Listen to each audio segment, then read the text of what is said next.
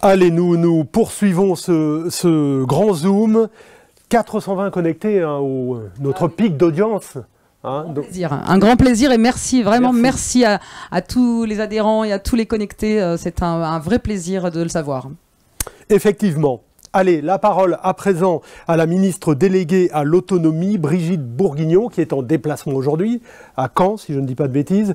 Donc elle ne pouvait pas être malheureusement des nôtres, mais elle a bien voulu enregistrer un message à votre attention. Le voici.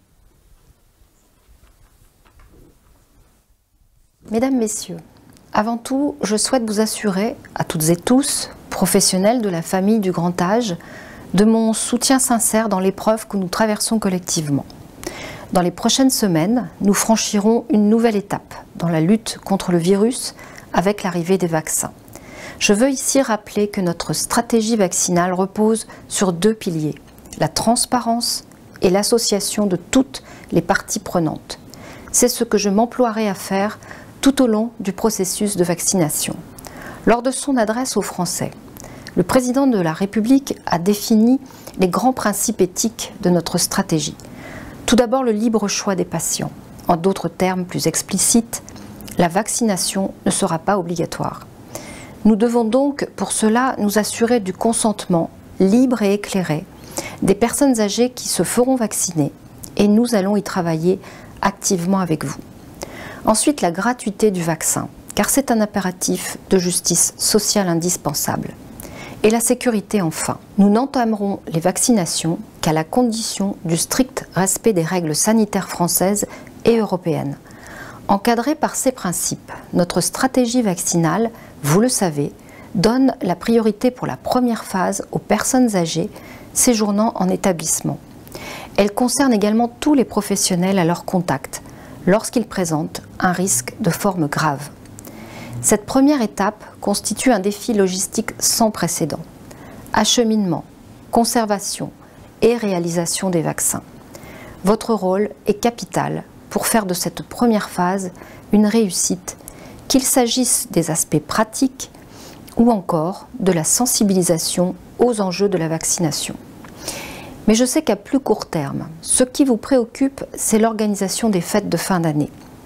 Si cette deuxième vague est différente de la première, elle n'en reste pas moins difficile, particulièrement pour les personnes âgées qui vivent en établissement ou celles qui vivent seules à domicile, qui se trouvent privées de la présence de leurs proches, de leurs conjoints, de leurs enfants, de leurs amis, qui sortent moins et pour qui, jour après jour, la solitude se fait plus présente. Je sais l'importance de ce temps de retrouvailles pour chacun. Et il est essentiel que nous trouvions collectivement le juste équilibre pour offrir aux personnes âgées ou à leurs familles un moment de partage.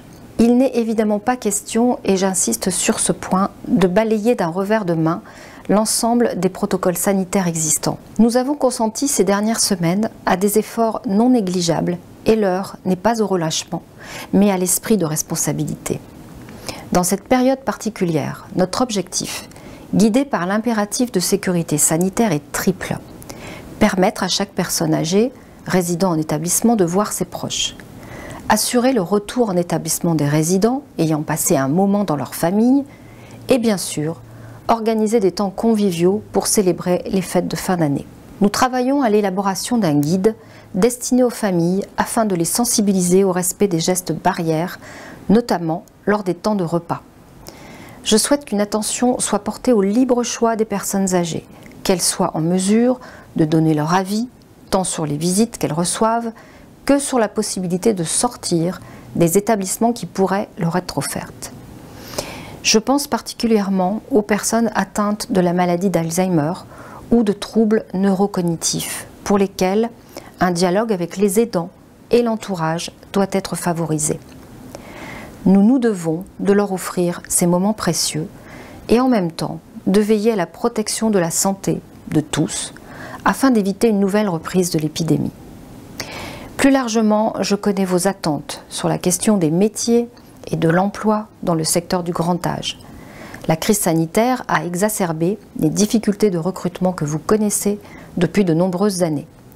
Et les besoins en emploi seront de plus en plus importants compte tenu de l'augmentation du nombre de personnes âgées, confrontés à la perte d'autonomie. Nous avons déjà pris des mesures structurelles pour revaloriser significativement les salaires, y compris dans le secteur privé, ou encore pour augmenter nos capacités de formation pour les infirmiers, les aides-soignants, les accompagnants éducatifs et sociaux, avec l'ouverture de 16 000 places supplémentaires.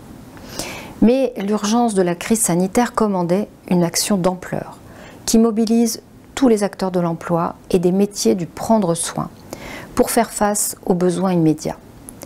Parmi les dispositifs mis en œuvre, je ne cite plus la plateforme Renfort RH qui a enregistré une forte augmentation des inscriptions ces derniers mois avec 17 000 professionnels. Avec le gouvernement, nous avons lancé, en lien avec les acteurs locaux, une campagne de recrutement d'urgence sur les métiers du grand âge, baptisée Un métier pour nous.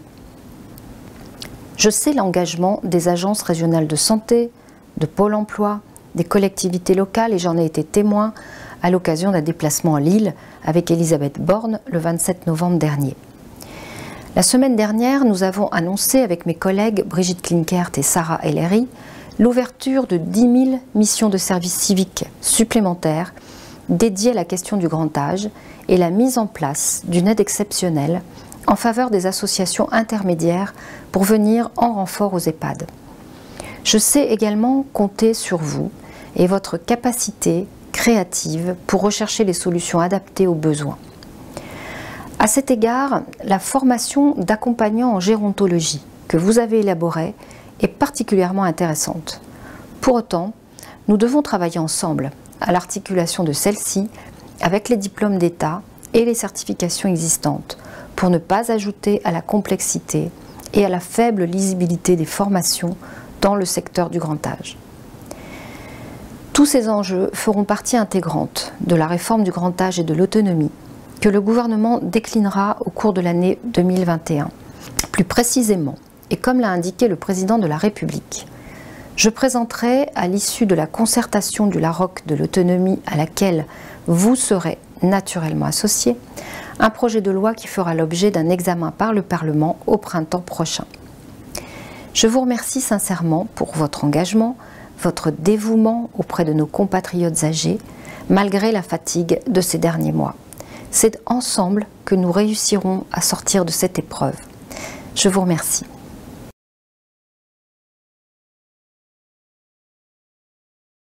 Donc pour le message de Brigitte Bourguignon, ministre déléguée à l'autonomie, Jean-Christophe Amarantinis, le président du CINERPA, est de retour parmi nous.